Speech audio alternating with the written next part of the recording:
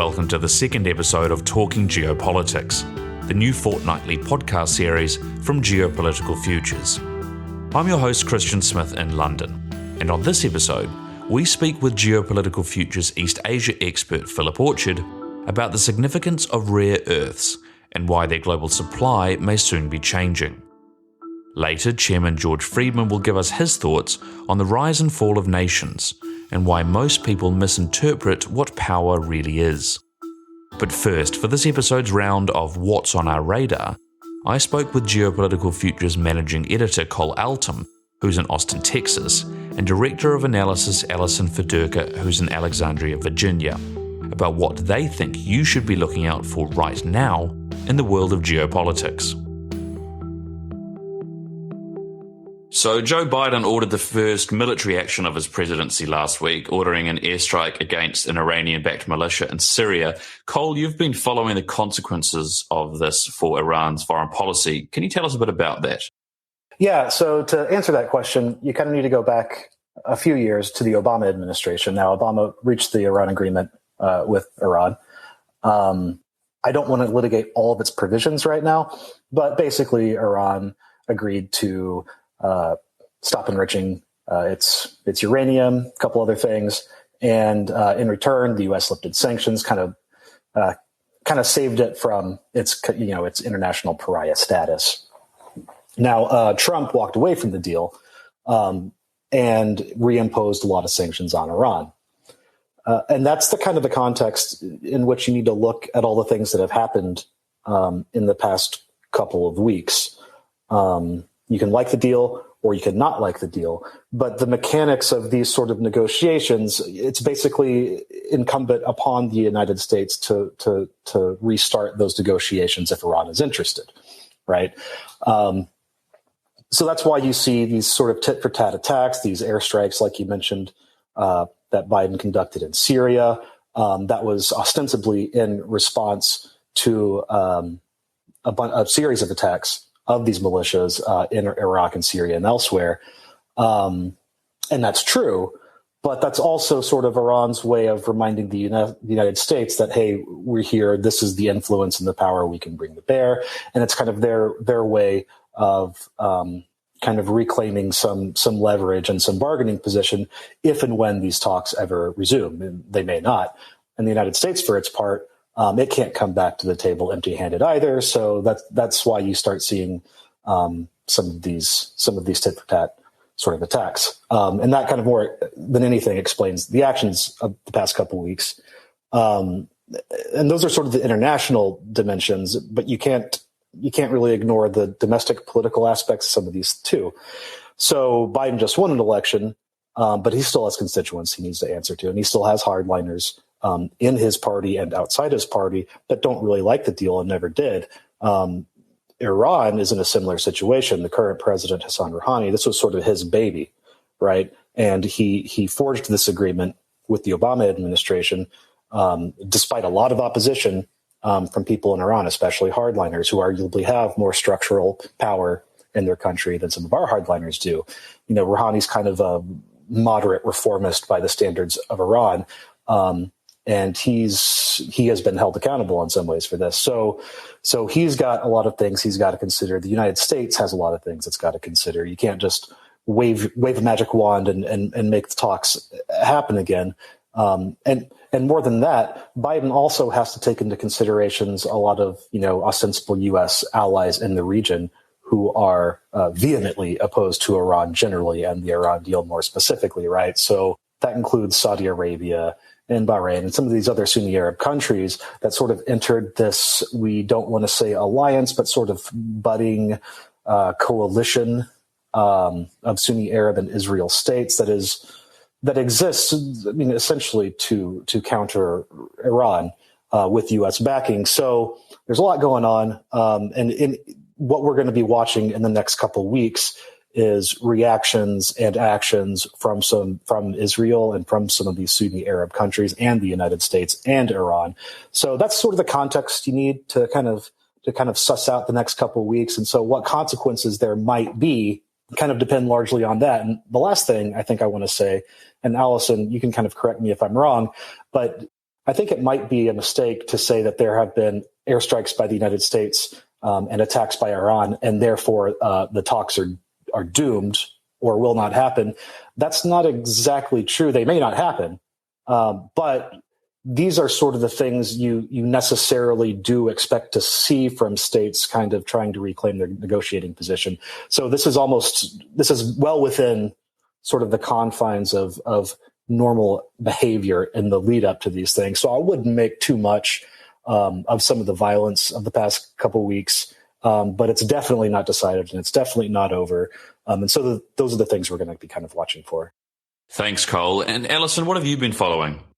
So one of the things that we are following is the fallout in the Southern Caucasus from the Nagorno-Karabakh War, which some of you may remember took place at the end of 2020. So one of the things we do here at Geopolitical Futures is, in addition to things that are currently underway right now, such as the future of U.S.-Iranian relations, is potential for conflict in the future so that we can stay ahead of the curve. And the case of the South Caucasus is one of them. Ultimately, what happened was fighting broke out between Azerbaijan and Armenia. Turkey backed Azerbaijan. At the end of the day, Russia stepped in to stop the fighting. Azerbaijan got territorial gains. Russia is leading peacekeeping efforts and allowing Turkey to participate, with Armenia being the biggest loser in this deal in terms of both, military casualties, land loss, status loss, things like that. From this type of conflict, we do expect to see political fallout. You need to blame somebody. And so that blame game is now taking place in Armenia. So we are watching to make sure that it stays contained to a domestic battle in Armenia and that it does not open up any opportunities for other players who have interest in the Southern Caucasus to take advantage of Armenia. That does not look very likely right now. Russia still appears to be the partner of choice for Armenia and really the only partner available. And then the second place that we're watching within the Southern Caucasus is Georgia, just because when two of your neighbors have a war against each other, it's very likely that you're going to be seeing some of the ramifications as well in terms of the political fallout. And so again, we see some domestic political fighting within Georgia. And here it's a little bit more contentious. Again, it's still contained. And the big question we're going to be watching is to make sure that no matter what happens with how the sides end up in Georgia, that it remains a pro-U.S., anti-Russian country. Now, if for some reason, because of the domestic fallout, that were to flip or shift, it would mean a lot in terms of potential changes for the balance of power in the region. Colin Ellison, thanks very much.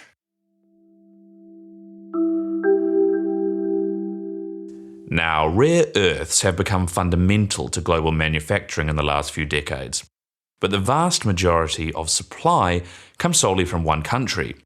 I spoke with GPF's East Asia expert Philip Orchard about his recent article, which took a dive into what this means and whether it may soon be changing. Phil, thanks very much for your time today. Let's start off with talking about just the importance of rare earths. I mean, it's something that probably didn't really exist in people's minds 100 years ago in terms of an important thing to control. What exactly are they? Why are they important? They didn't really exist in sort of the public consciousness until, I guess, maybe less than a decade ago, when for the first time people kind of realized that that their supply was controlled by one country, as we'll talk about in a bit. But basically, yeah, there are the 17 rare earth elements, sort of on the southern end of the periodic table. I think I could name them by memory, but I'd probably mess them up. Scandium, yttrium, cerium, those kind of things. They're critical to all sorts of stuff, from cell phones to computers to batteries to much of the components that would go into an F-35 fighter jet or an Ohio-class nuclear submarine or to wind power turbines and so forth. All sorts of industrial processes, all sorts of emerging technologies. Any country that wants to be a major military power or a major technological power or both needs a lot of rare earths. But the odd thing is that China seems to control most of it. They're not actually rare, is the thing. The massive reserves are located all around the world, including in the US, including in Australia, including Brazil, India, and so forth. China has a ton of them, but China basically controls, or is by far and away the dominant supplier of rare earths because for two factors. One, they invested very early on in developing a major rare earth industry, and have generally been able to produce so much that it's flooded the market and wiped out commercial operations elsewhere in the globe. And second, it's really complicated, really dirty, really expensive and inefficient to actually process the rare earths once they're mined. And so China has an even tighter stranglehold on processed rare earths. So, for example, the U.S. recently reopened its only rare earths mine, and it still has to send them to China for them to be refined. And so it's not something that China can hold on to if everyone else decided to put the money and the political will behind developing mining operations and processing operations. But for now, they still have a dominant, not quite a monopoly, but pretty close. One of the reasons this has come up on our radar, so to speak, in particular, is that in the last few weeks, China has started making suggestions that they may turn off the tap of these rare earths, of the export of these rare earths. I think it was the Financial Times that reported that Chinese officials were investigating whether a ban of exporting these, could cripple production of F-35s.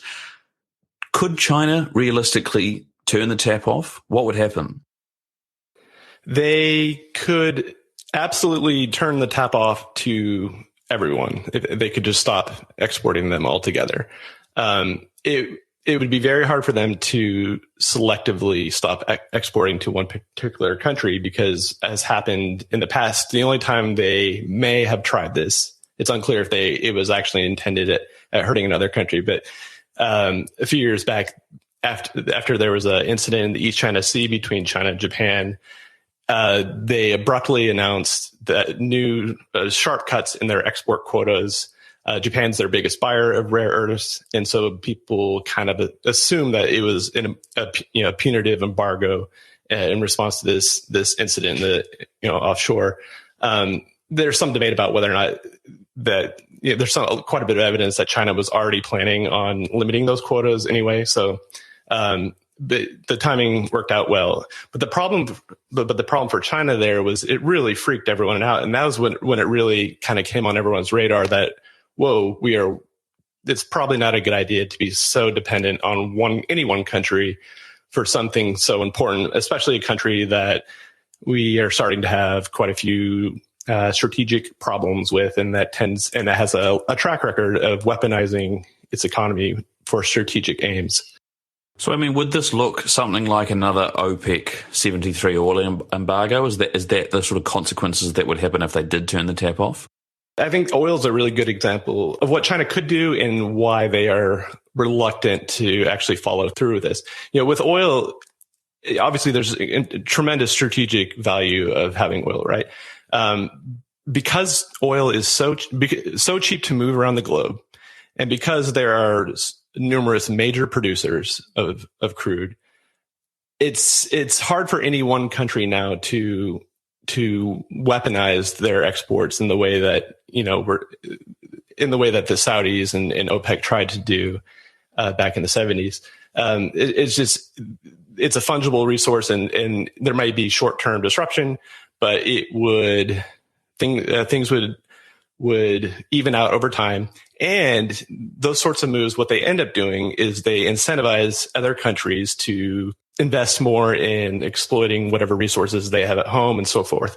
And that's what happened after this incident with China and Japan. Irrespective of whether China was actually retaliating, the effect was the same. And and since then, what it did was immediately launched a wave of investment in the US and Australia and Japan and elsewhere to start developing some of these alternative resources. Now, a lot of those ended up going a lot of those ended up going belly up because China ended up removing a lot of its restrictions on exports, and so it flooded the market again and made all these things commercially viable, but didn't get rid of all of them. And if and the more they threaten these kinds of things, the more, especially now that China is entering an era of pretty significant strategic competition with the U.S. and its allies like Australia and Japan, I think that we're going to see much more sustained backing in these countries to develop alternative mining operations and processing. The current reality is not necessarily going to stay, is it? I mean, we're probably looking at a future now where the fact is, as much as China controls a lot of the rare earth export and processing now, the problems that the West in particular have had with it so far, that they're going to overcome those, aren't they? You can look at it two ways. On the one hand, now that all these other projects are underway, there's several in the U.S. that are being approved, already funded, and so forth. It may take a couple of years to get them fully online, but China, it's clear that one way or another, China's position as the sole dominant supplier of these things is going to go away, and so that means the leverage it has, whatever leverage it actually has from that position, is going to start to decrease significantly. So if it's sort of facing a use it or lose it moment, if it wants to actually make a move and take advantage of that leverage, its window for doing so is closing. The big question really isn't will they or won't they turn off the taps. China's own domestic needs are growing so significantly that they're going to need to keep more and more of what it produces at home. In fact, it's already started importing some of the raw materials from Myanmar and from Vietnam and elsewhere.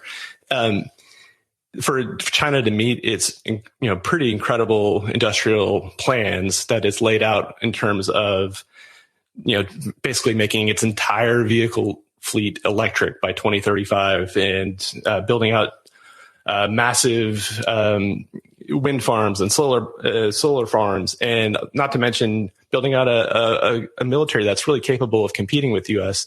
Already, their domestic demand is higher than supply, and so the taps are probably going to get turned off, but not for strategic reasons, just because of supply and demand. Philip Orchard, thanks very much. Talking Geopolitics is brought to you by Geopolitical Futures, your source for geopolitical forecasting and analysis. The theme for this episode's fireside chat with George Friedman is the rise and fall of nations. It's a term that elicits perhaps some of the grandest images of history. The rise and fall of the Roman Empire, the rise and fall of the Soviet Union, for example. Humanity, of course, is fascinated with the idea of what comes next, and the fall of the current leading power and the rise of the next has always been a popular topic of conversation, whether it was on the streets of ancient Athens or on cable TV in the United States. I asked George to give us his understanding of what the term the rise and fall of nations means. First, we have to understand national power, and it's a very simple definition. It is the ability to compel another nation to perform in ways that are not in its interest. It's not powerful to persuade a nation to do something they want it to do anyway. Power is the ability to shape the world around you. It's divided into two essential parts, economic power and military power, but also the coherence of the nation. And by this, I don't mean dissent and demonstrations and things of that sort. I mean not having parts of your nation that want to secede and that you're holding in place only through your national power. These are the kinds of things that you look at when you look at power, and they can be actually measured in a way against other nations. So, obviously, power is a central concept. When we talk about the rise and fall of nations, and particularly the fall of nations, I think, it's something that is commonly predicted, if that's the right way of putting it. People often like to say that a particular nation is in decline. But, I think what we would both agree on is that often, or more often than not, those predictions turn out to be wrong, particularly in the case of the United States that we'll come on to soon. But when that happens, what are these people getting wrong with their forecasts? What are they getting wrong when they're saying that a nation is declining? Well, take the United States. After the Vietnam War, there was a consensus that the Soviet Union was now the most powerful nation in the world, and the United States, having lost the war in Vietnam, was in decline.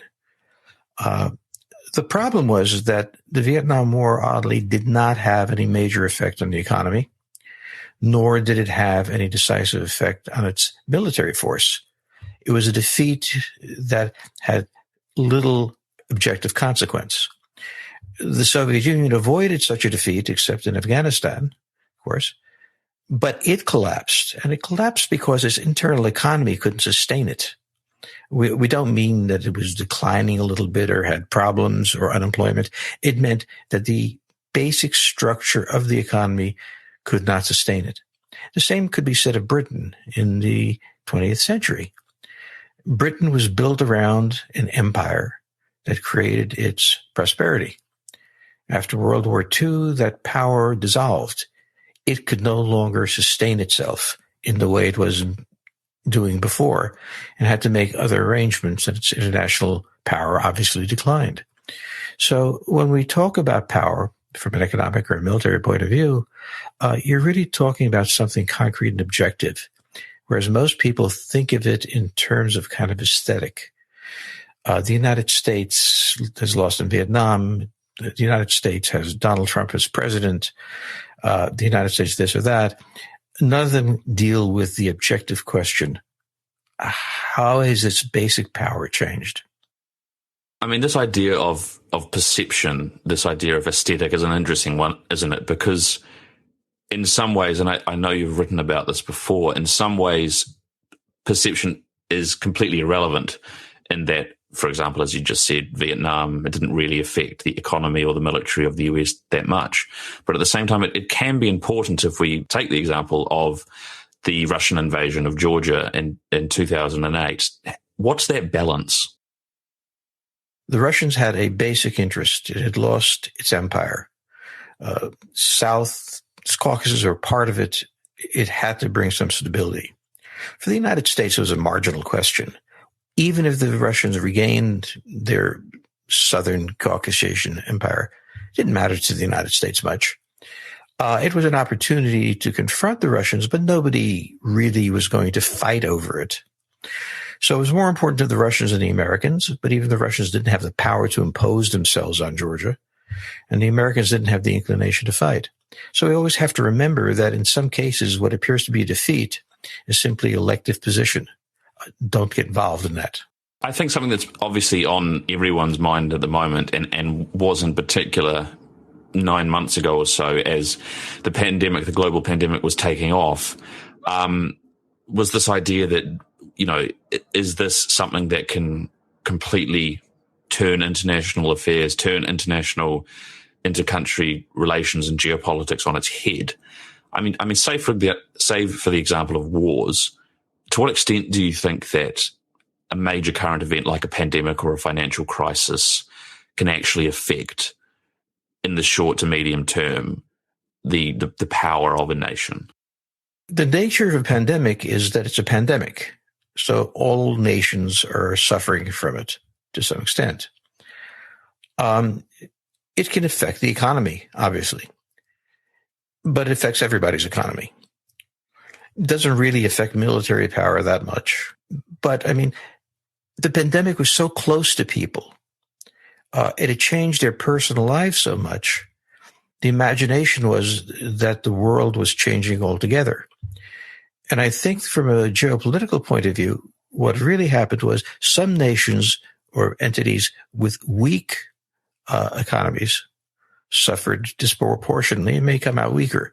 I'm thinking about the Europe, EU, for example, which is slipping now. But it really is not the decisive thing. The EU had problems going into it, as does every nation.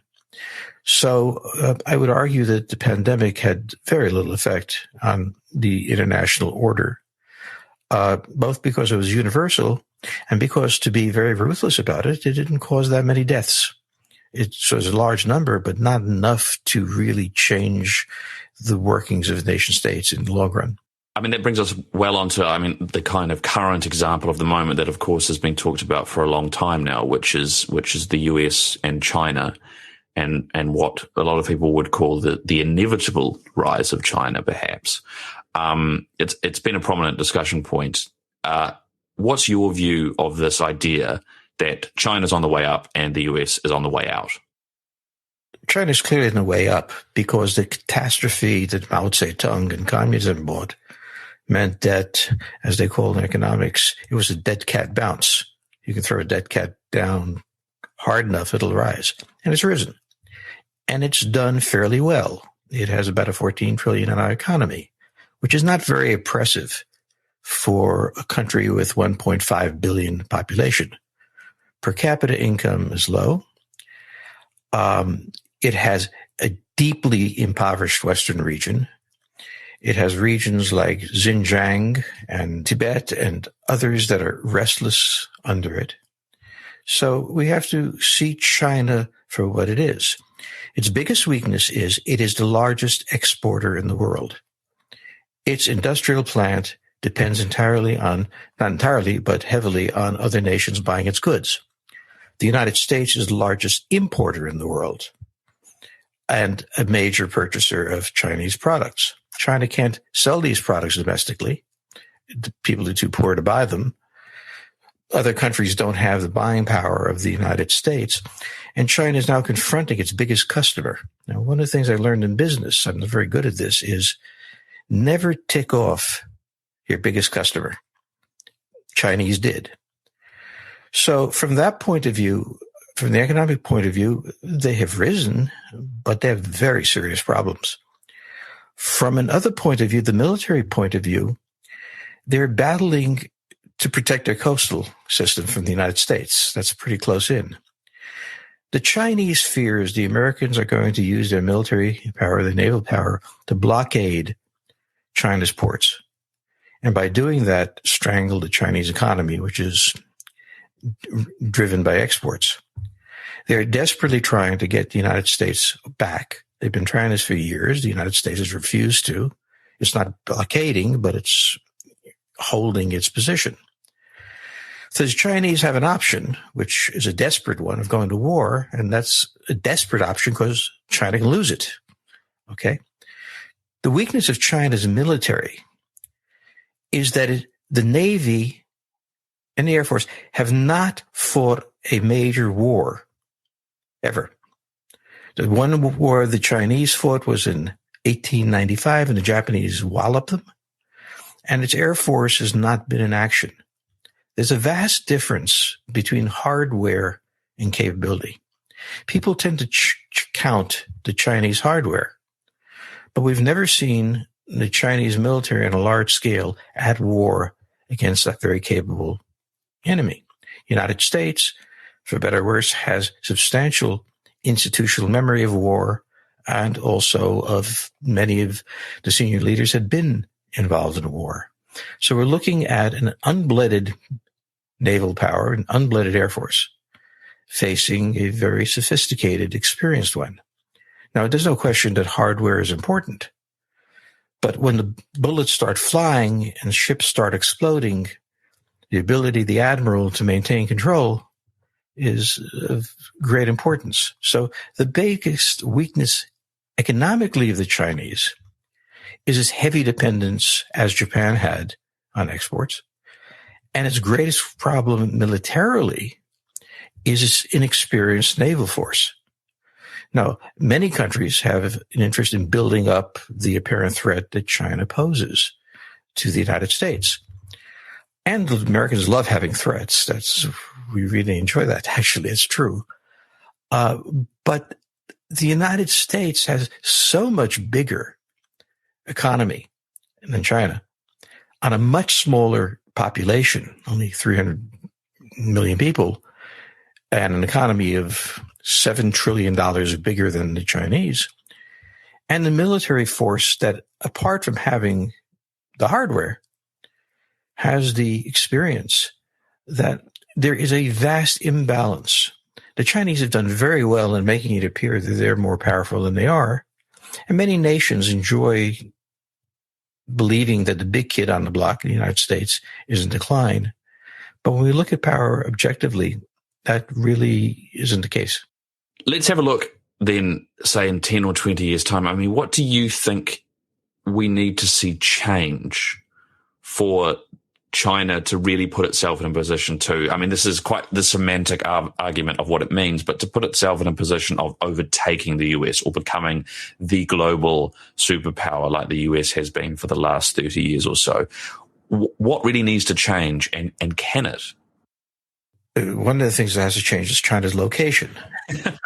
It is basically a landlocked country. Its eastern ports are its outlet to the world, and they're highly vulnerable. The second thing it has to have is a much larger economy than it has. The size of its population is huge, and the economy is quite small compared to it. Finally, it has to have a better distribution of wealth, which is very difficult for the Chinese to achieve. We have to understand that in the western part where most Chinese live, poverty is extraordinary. They have reduced the poverty level 2 years ago by declaring that the poverty level is lower, and now there are more people who are not poor. But it is a very serious problem. The second thing they have to do is find some sort of accommodation with the United States. It's its biggest customer. It can't simply have a hostile relationship. And also, there has to be a political settlement on the American presence in the South China Sea. The Chinese cannot simply wage war against its biggest customer. It doesn't make sense. So China has to reconstruct itself, but its political system is so rigid that it's very hard for it to do. So, as with the United States and Britain, it's a good comparison. Britain was the great power until World War II of the world. And the United States was an emerging power. The United States and Britain aligned themselves. The British accepted that, they're declining, which the U.S. won't do. But the British accepted they were declining relative to the United States. And the two nations accommodated themselves, also winning the European war together. So there are ways to manage the shift in nations. Britain did it quite well. The Soviets did it less well, but they suffered it anyway. And with the Chinese, the mountain of problems, and we have to look at the number of people being arrested in China now, who you wouldn't expect to be arrested, which clearly indicates the problem, that the Chinese are not politically able to face their limits and their political problems, so they posture. Now, in Europe and the rest of the world, everybody wants the big guy to be beaten. So there is always a belief that the United States is in decline. But when you take a look at the realities of American power, that kind of power doesn't go away in less than many, many decades. And the U.S. is much more flexible, even if its internal politics look insane, much more flexible in managing the various dimensions of the economy and the military. George, very quickly, just to finish, on that idea of how, I mean, Europe, for example, but other parts of the world, they want to see the big guy fail and fall. It's a really interesting concept. Why is that? I mean, why do people want to predict this sort of negative decline? Well, the Europeans are bitter. Up until the end of World War II, they were the center of gravity of the international system. The European countries, 1938, they defined what the world was like. The British, as Churchill was very honest about, was deeply hurt at the changing of the guard. The United States has risen, and there is a belief in Europe that the United States is a nation of unsophisticated yahoos, which may have some truth to it, but except we do okay. They want their position back, and they actually, see the decline of the United States will allow more sophisticated and serious management of the international system that the Americans can give. And then I say, yes, we're looking forward for the Germans to come back to power. But the Europeans think of themselves as the sophisticated part of the Euro-American system, in spite of the fact that their diplomacy in 1914 was catastrophic. repeated itself again as catastrophic in 1939. I've always said that it was a very good thing that the people in 1914, 1939 didn't have nuclear power. They might have used it. One of the interesting things to see is how subtly, carefully the Americans and the Soviets managed the nuclear confrontation, each being very careful to pursue its national interest, each being utterly careful not to let it lead to a nuclear war. So I would argue that the declining power also has a feeling that its decline is somehow a violation of the laws of nature. And the rise of the new power is an abomination. And that's where we are. It's only been 50 or 60 years since North America became the center of gravity of the international system, and Europe not. And many of these nations believe this is temporary. So they're happy to see somebody else come along. George, thank you very much for that. We'll speak to you again next time. Great. Look forward to it. And that's all we have time for on this episode of Talking Geopolitics. Thanks very much for listening. We'll be back in 2 weeks, but until then, take care.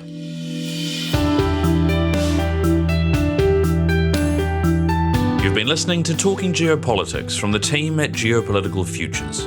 If you like what you've heard, be sure to subscribe to Talking Geopolitics wherever you get your podcasts, so you'll be notified when a new episode becomes available. For more information and special offers for podcast listeners, go to geopoliticalfutures.com/podcast.